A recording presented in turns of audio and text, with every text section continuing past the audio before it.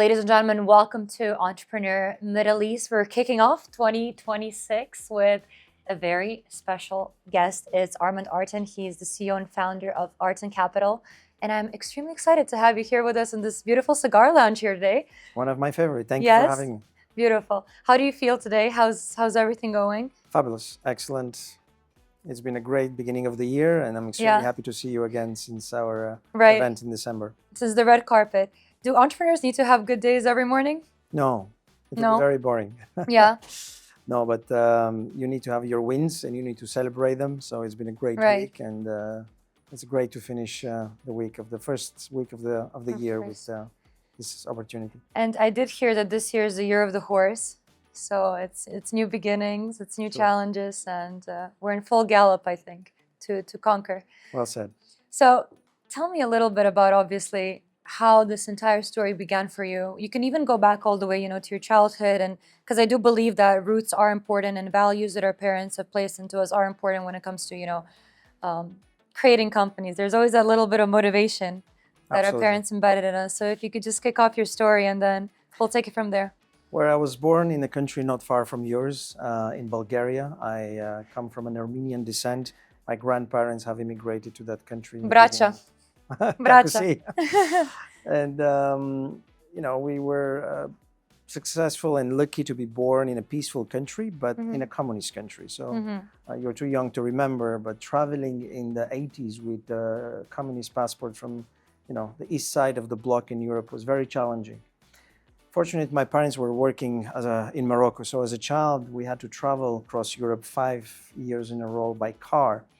And Schengen didn't exist. So we had to apply for 10 to 14 different visas, depending on the routes we took. So I think that if I can go back to my 10 years old, I was a traumatized kid by, in a way, being born and seeing how the communism lives, being exposed to what the West is. But at every border, I was reminded that we're potential refugees. And for every embassy, we need to wait in lines to get visas and to explain why we're crossing this country. So it was a challenging part of the wall. Absolutely. Of course, some people are risking their lives today and from some parts of the world to get to a better part of the world. So I can't complain that I was driving in a car and been going from a country A and a country B by a select migration process. But I think this is the reason why I do what I do. I know the challenges of being limited by the only thing that we do not control is the place where we're born. And I think that the passport that comes with that place is like the biggest casino of life. You could be lucky or you could be unlucky. Of course. So I think the main reason of personal and corporate mission for me is to help people overcoming those limitations. You shouldn't be branded and labeled by being of the country where you're born. You should be able to live life fully, execute yourself to the dreams that you aspire, regardless nationalities and borders. So of course. That's what we do. So tell me in detail, how would it work? Let's say I'm one of your clients. I come in and I say, I don't want to go and wait for visas for the rest of the world in order to fly either to America or to the UK and get my passport taken away for a month's time. What would be the steps that you take, let's say, in order for me to obtain that citizenship? So let me first by defining who are you, right?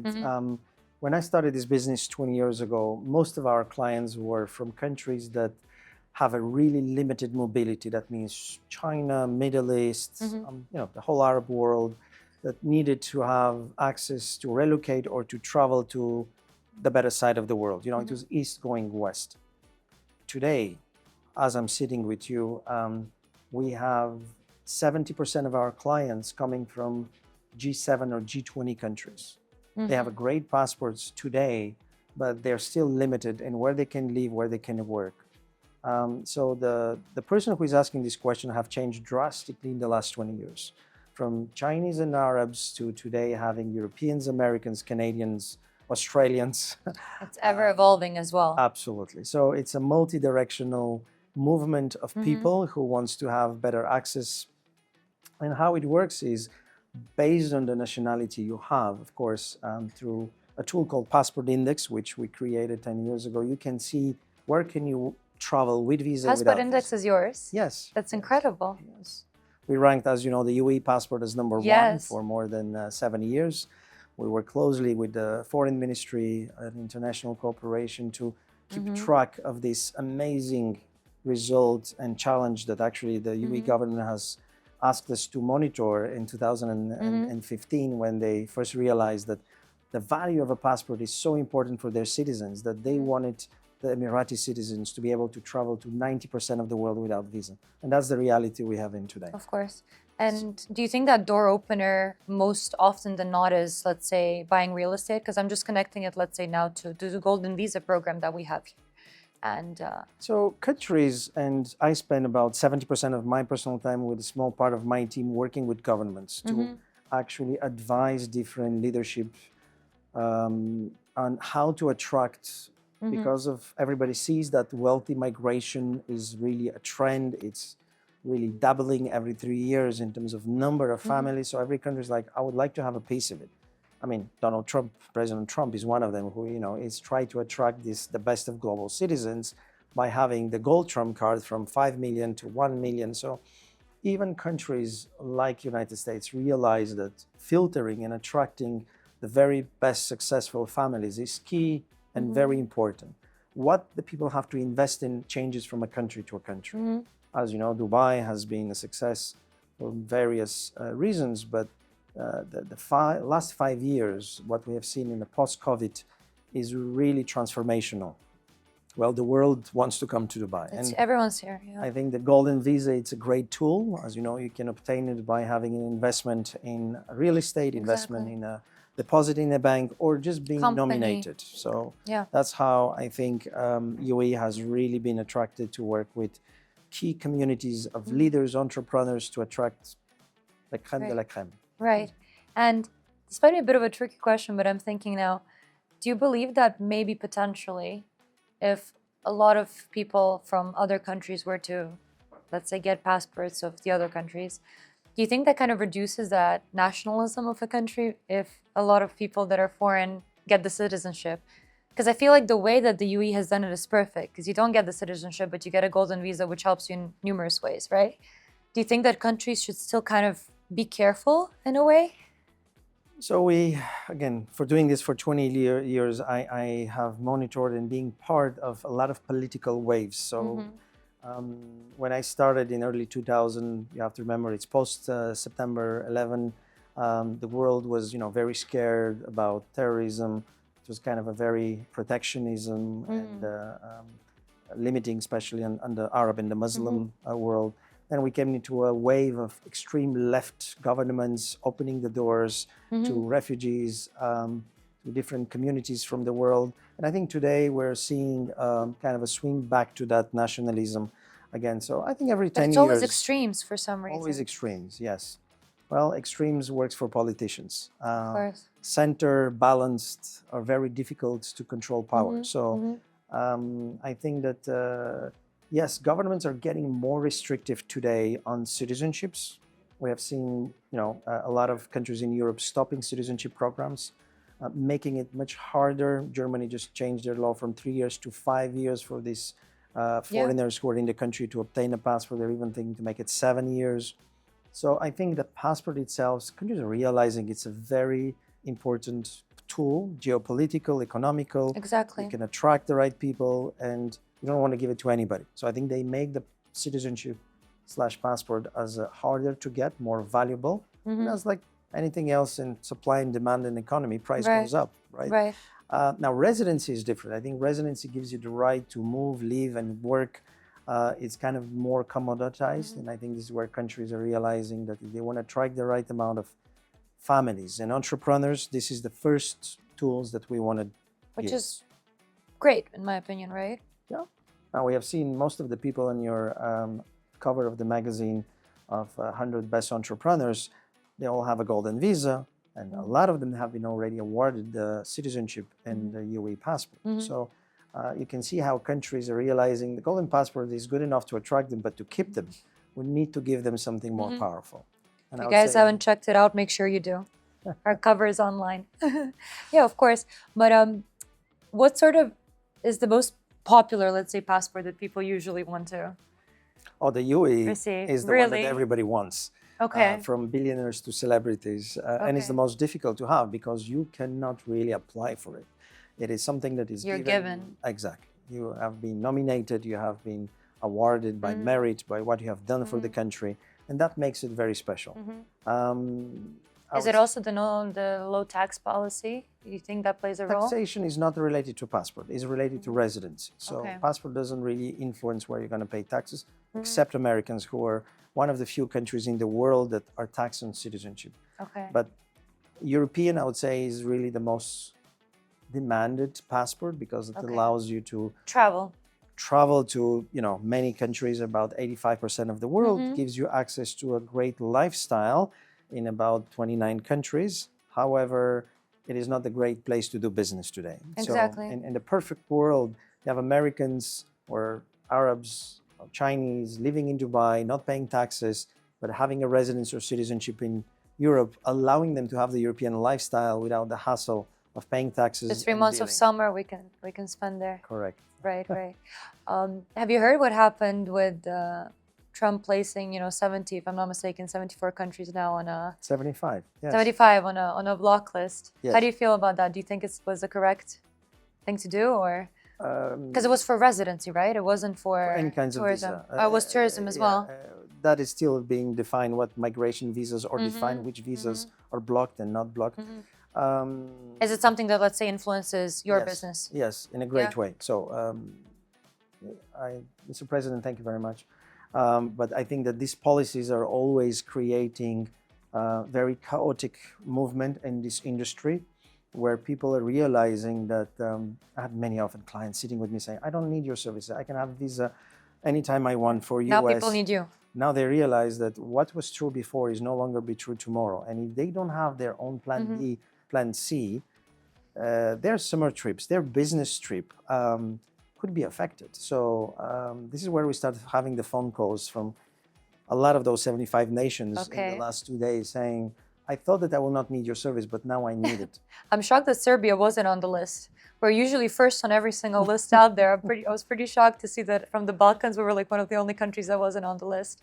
Yes, but, Montenegro was, not Serbia. Yeah, and Montenegro was, and Kosovo and Albania and Bosnia. Correct. They were all on it for some reason, but we weren't. Interesting. Would you say that your day kind of starts that with just reading the news and seeing the updates? I mean, what's happening currently, and it's unfortunate, but you are involved in in political situations, right? Like your business is very much being affected. Does that mean you just have to wake up in the morning, check the updates of that day because things are changing? Absolutely, yes. Day to day these days. I mean, it's crazy.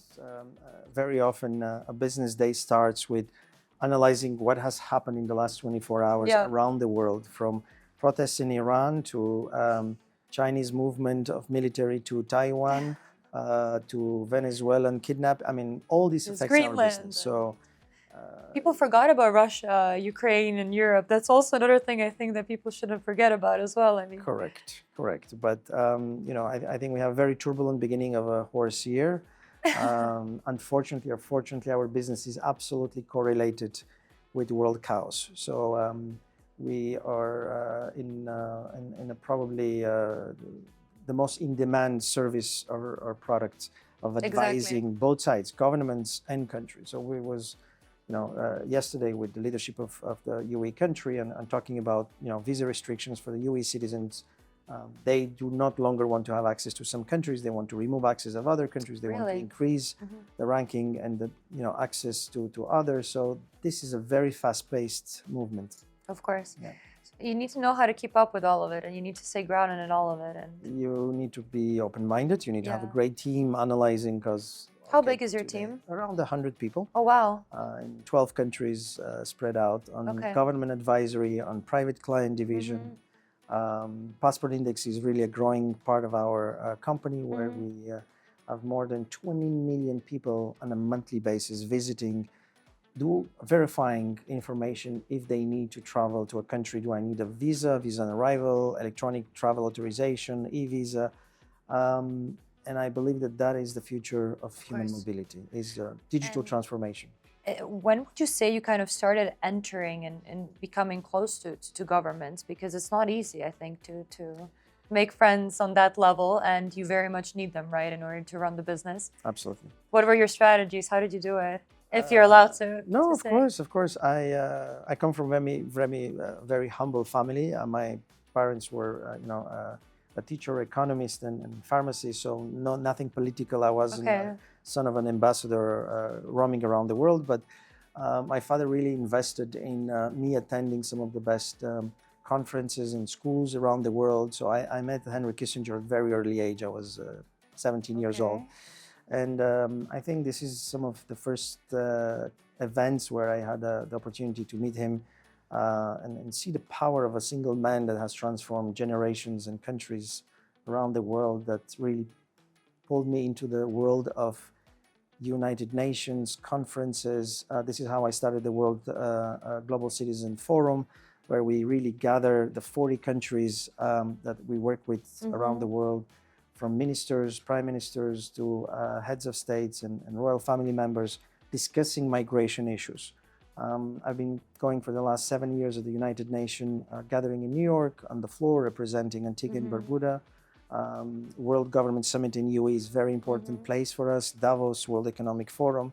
So being present in what I call the circuit of political gatherings is very important to get this conference. And kind of like looking back at a lot of the interviews that I've done with people that do have companies that are based in many different sides of the world, the thing that I notice is that in order to be a successful entrepreneur, businessman, or CEO in such a company, you really need to live or stay some time in each and every country, because obviously you cannot make a decision for all, let's say, 12 countries or 40 countries, right, that are under your roof. How do you manage to actually get into the mentality, the culture, the ways of negotiating even with all the different countries, because Asia is very different from America, which is very different from Africa, right? How do you pull out those masks and change those faces Great and question. negotiate? Yeah. I believe that some of it's a DNA, right? So Armenians for the last 700 years have been, I think, forced to adapt like chameleons. So whatever we are in the world, we adapt to the reality, and we really, I think, fit in very well with different societies. So community is there. Community is there. My parents, as I said before, I was 10. I've been visiting 20 countries in very difficult period of time, moving around the world. So I was born in Europe, lived in Africa, grew up in Canada, then met my wife in Dubai. She's German, and our last third adopted kid is from Ethiopia. So I think that gives you a little bit the sense of what is very natural for me, that comes without reading books or going to school, that I feel home anywhere in the world, and I can feel as brothers and sisters with everybody who I think is just a human being. And that's the power, I think, of global citizenship. That's beautiful. Not only saying it, but believing it and living it. Right. But you're right, not very often many entrepreneurs can have that adaptability. Right. They just don't have the open mind, because usually they grew up in one place, stayed in one place, and you can't run a multinational company if you don't enter that frequency level. You just can't. 35% of American citizens don't have a passport, which means they have never left the United States of America. Guess what? The CEOs of the Fortune 500 companies are not part of this 35%. Of course not. They're the ones who travel. They're the ones who have an ethnic background. 75% of first-time immigration, first generation. So I think this is where I think the benefit of human mobility, and if I can facilitate crossing borders for 1 billion people by 2040, which is my mission, I think I will leave my own mark in this world. And I mean, like, I do kind of understand your story in a way, because by the age of 20, I've already lived in 5 different countries and adapted to those countries and learned the languages and everything. And I don't know if you would agree or disagree with me, but you mentally just become stronger and more mature than the people your age, just because you were made to go through certain things that others would be in their comfort zone and not go through, right? And I think that also played a huge part in you and your success, because eventually at the age of 30, you were already like living what a 60-year-old, like let's say in any other place where he would grow up and have a job and 9 to 5 would feel, right? So I do feel like you were kind of standing out. And I'm not saying it's easy, because lows are low and highs are high when you're a third culture kid, right? Because you don't have a home, you don't have a base, but you find that home within you, in a way, right? I want to even pass that on my own children, that I don't want them to live in a single country more than 5 years. So I really want to deroot them and put them into a different culture. I hated my parents for doing this to me, but now I'm thanking them. You're thankful. Same thing. So I think that is the best gift a parent can do to their children. Get them outside of the comfort zone and really expose them to the reality of the world, being that in Africa, in Asia, in Europe. So. And it was insane, because when I lived in Italy, it was like, how can these people not get it? You know, how can these people be so closed-minded? But then you can't blame them, because they grew up in their EU society where they never felt war, they never felt inflation, they never felt how it feels not to believe media, right? Or not to believe everything. They lived it, but they forgot about it. Yeah. Yes. Or at least my generation, they've never lived through it. And now that you see tensions rising in the world, they're all lost in a way. True. They're pretty lost, because they haven't been through it before, right? But it's good. It's good to have that immunity. You did mention you have an adopted child. It's so beautiful. Thank you. It's so beautiful. Do you have time for family? Yes, I do make. Literally, I'm flying today just to spend the weekend with them and going back to Africa. So could have been easier to fly from Dubai to Botswana, but I do make an effort to go to Berlin and spend time the weekend with them, and then have another 20 hours flight to my work. So I think it's a very important balance. I think entrepreneurs are measured today not only by the success of their EBITDA or number of employees, but with their families. I think Yes. I personally believe that's my biggest achievement. That's beautiful. No, I did want to ask you, how do you define success? And a lot of times when I let me actually see what you respond to that, and then I'm going to tell you what most of the responses I get are. How would you define success for yourself as Armand, as a CEO, as a father? Like every entrepreneur, I like to win, and the win is a different in every circumstance. So a win for me, it's to have a family, a wife and kids. I can go back at night and unwind and get recharged. A win for me, it's to influence a president or a prime minister on a political decision. A win for me, it's not a bad win.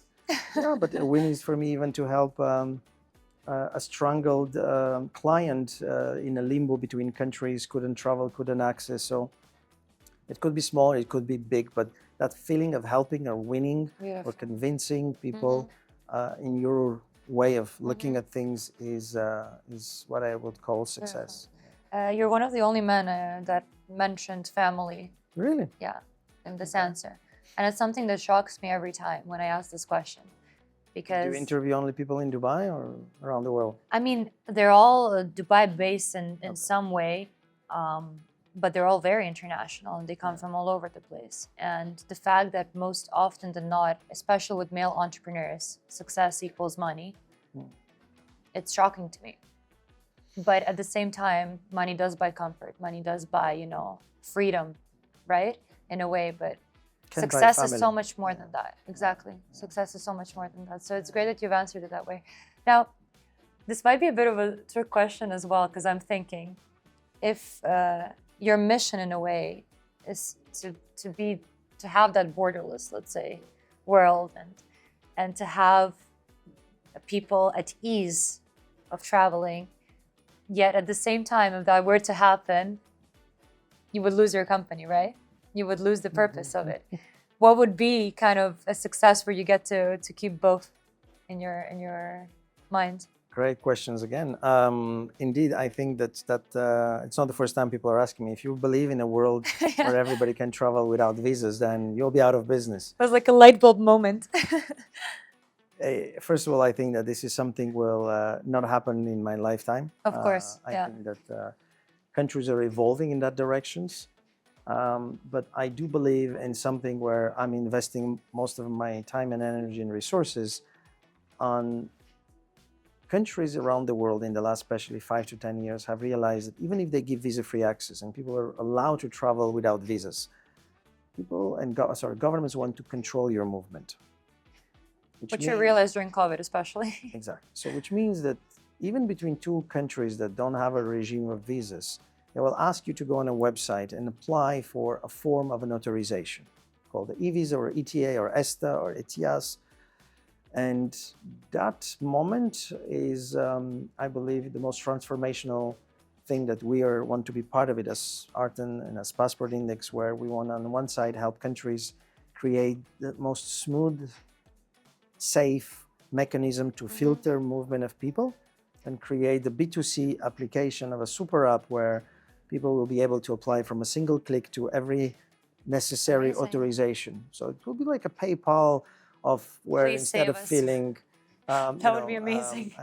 This is where I believe that even if the space of residency and citizenship closes because everybody's allowed to travel visa-free, the digital transformation with Passport Index and what we're doing in the space of crossing borders, technology-related solution is going to be there to really help countries and passengers. And I did hear that there's going to be passportless, ways of airport to tech and like gates and things like that. Of course, here now we're so lucky because every time I land, I know I'm out in 10 minutes. They scan my face on, exactly. Dubai. Yeah. Right. So this is the thing, is depending on where you took your flight, that smooth experience did not exist in Belgrade, did not Nowhere, just Dubai. So, and I'm spoiled. Yeah. I get upset when I land. You're gonna need the passport, the physical paper. It's gonna change. It's not gonna be. So what happens is, my prediction is, the passport is gonna shrink to a form of a digital card because there will be no more stamps. Okay. If there is no more stamps, you don't need 35 pages of paper, and people will just need that first digital biometric chip to validate that this is you. A chip inside of us or on the card? No, on the card. There will be a physical card that will be shorter and smaller than a passport going forward. That will be the first evolution of identity. But until all 199 countries, 193 plus 6 territories, agree to have one cloud and to share the biometric of the citizens, there will be no paperless movement of people. And as you can imagine, this will never happen. Yeah. When United States and China and Russia will agree to have in the same place the data of biometric of all their citizens. So each country will protect that data, and that's what I'm saying. It will not allow you, except pockets where like GCC, Europe, North America, where they allow this movement without passport, just by biometrically scanning you, but trusting the other government what that information is shared with, but not around the world. But even here we see it like we don't even have a sort of like, let's say, pact between GCC countries, for example. Like it is coming. It's coming? It is coming. Okay, amazing. So I'll be able to, let's say, go to Oman or Qatar. Yes, there will be... As a resident or only citizens? Well, you're not a citizen, but exactly. But as a resident, you'll be allowed. I would be able to. Yes. So that's great. GCC is I was always wondering why they didn't do it. There is a special committee now working between the GCC member states to facilitate freedom of movement within the GCC with a single visa. So if somebody has a visa of UAE, will be able to go to any of the 6 countries without anything, vice versa. So same as Schengen is being, there's still going to be borders, but the movement will be cross. For example, for Serbia to get a Saudi visa, it's very challenging. We don't even have an embassy in Serbia. Serbians go to Bosnia, let's say, because that's the nearest embassy. Because of previous political situations that happened ages ago. But it is what it is, so it's... Well, now with a UAE visa, soon you'll be allowed to go to Saudi. You can ask my team. It's usually Mina taking a taxi, going to the embassy, Saudi embassy here in the UAE. I'm waiting on the parking lot until I see some Saudi official walking by. I stop him, I try begging him, which way can I get the visa? Because online, when you click Serbia, it goes to Solomon Islands. They don't even allow you to get one online. So it's very much... I work with Solomon Islands. I can give you a passport. Yeah, great. Deal. I think it'll be easier to get a Saudi visa if I have a Solomon Islands passport. You're right. It's very challenging. It's challenging, and sometimes even the digital systems that countries have implemented are more chaotic and does not simplify what they are supposed to be created. Exactly. And they have so much bigger issues. Why would they even think about, getting a Serbian girl into Saudi? That's too small for them. Anyways, I want to move on since we're coming short to our interview. There's a couple of entrepreneurial questions I would like to ask you, about... I feel a lot of our audience wants advice. They want to understand, what goes on in the head of one entrepreneur that's successful. So I'll ask you a couple of lessons, real talk, and reflection questions, if that's okay. Question number 1. What's one thing you wish someone told you before starting? Managing risks and stress, I think, is one of the key things that I wish I would have learned earlier. The sleepless nights, the worries. I think longevity, exercise, and breathing are simple things that entrepreneurs don't have time for it, but are crucial in managing those stressful moments, as every entrepreneur have, that if you don't know how to manage it, it's going to turn into cancer, into a disease. And I think the well-being and how to manage stress is, I wish I knew it a little bit earlier. Entrepreneurs should use more theta, healing, and quantum as a way of healing. I completely agree with you, especially men. I feel like women are a bit more close to their mental health than men are. Sure. But it's good you said that. Take it as an example, all y'all gentlemen out there. What's something people glamorize about entrepreneurship that's totally false? I think the idea that every entrepreneur celebrates every success with, you know, a bottle of champagne and private jets is not really how things happen. When you do close a great deal, when you do have a great accomplishment, you put so much hard work into it that you're kind of tired at the end, and you just don't take enough time to celebrate the win. And you humble down as well. Yes, and just you move on to the next thing without really people thinking that we enjoy it as much as we should. Right. What's been your most humbling moment as a founder? Humbling? Not many of those, I have to say. Really? I have been, of course, losing deals and being rejected. I started my career as cold calling, so actually at a very early age I had to learn rejection on a phone call. Getting a rejection from a prime minister or president is, you know, as hard as from a stranger on a phone call, but it does create a personal kind of more impact on you if a country has refused to work with you or does not want to listen to what your advice is. It's the heart of it. A little bit more than, as I said, a stranger on a phone call or a girl in a bar, right? So I think those are the things that humbles you down. But good thing with politicians is every 4 to 8 years we change them. So as long as we're patient enough, the next one will come in and we'll listen eventually. Right.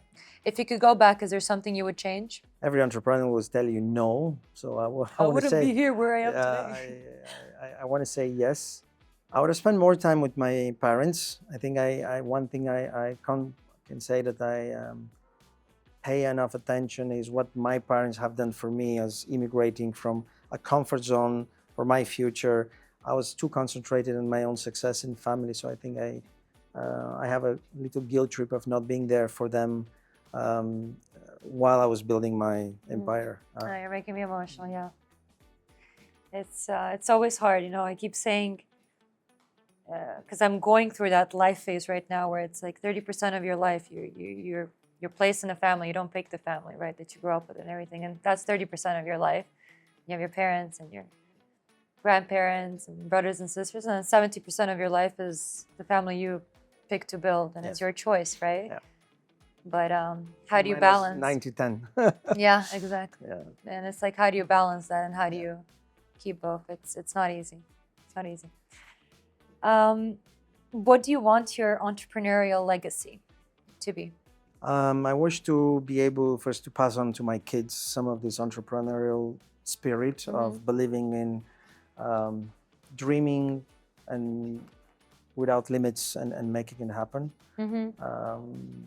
I was very lucky. My father was very supportive of every crazy idea or initiative that I wanted to have.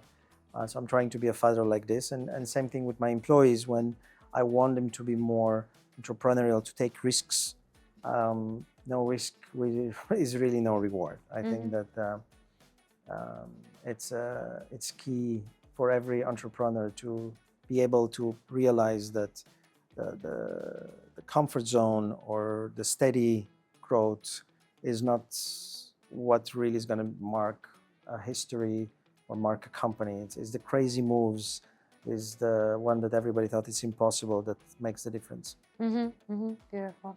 Now, one last question that's going to be on your pick. Oh, great. I'm going to play cards. We're a cigar lounge at the end of the day. Too bad we Two can't cards. smoke one. Two or one? You can pick one. Let's see. How much time do we have? I think we can even go for two. Depends on your flight. Entrepreneurs, born or made? I really wanted you to pick this question, actually. Born. Born. You think it's a DNA thing? I think it's a DNA thing. Mm-hmm. I think the harder the childhood, the trauma, what makes, I think, entrepreneurs succeed. I'm 100% convinced that entrepreneurs are born. You can't make somebody who is 30 suddenly an entrepreneur, or very, very small percentage, I think, of the most successful entrepreneurs have done now. It's one of those boys selling candy in the backyard of a school. Yep. Yeah, I was... Lemonade, and then calling center is one, actually. You're, I think, the third entrepreneur that's telling me about the whole calling center as first job. Not first entrepreneurial. So I go back to my early, I think the first was first entrepreneurial kind of experience. But as I said, I've been always thrown into this, was going on a holiday, seeing a cigar shop being closed and selling the cigars for 10 cents.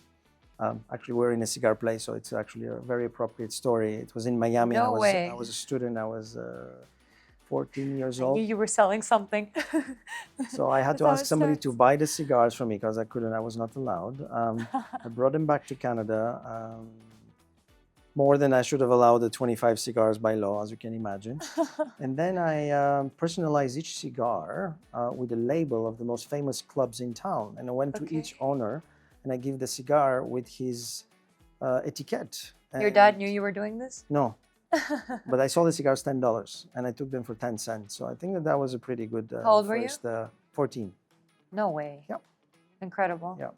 And then cold calls in call centers, bank, tellers, and then up to investment divisions. And I always wanted to be a stockbroker. I watched these movies as a child. Okay. And I wanted to be on that stock exchange, which doesn't exist anymore. Yeah. And scream and throw in tickets. So that was my... So I guess Wolf of Wall Street is your go-to movie? Something like this, yes. Okay. It was called The City. It was a UK series in the 90s. Okay. That I watched in Bulgarian. Like, this is what I want to do when I'm big. Nice.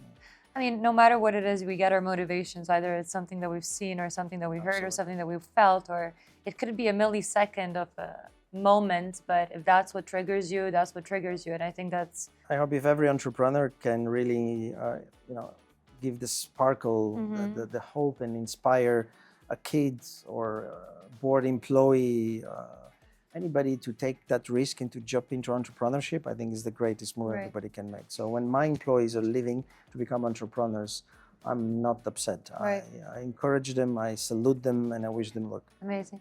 And do you think it's important for us to live in the present as well? Because obviously as a CEO, as a founder, you have to think into the future and where you want your company to grow. But at the same time, living in the present is so important, right?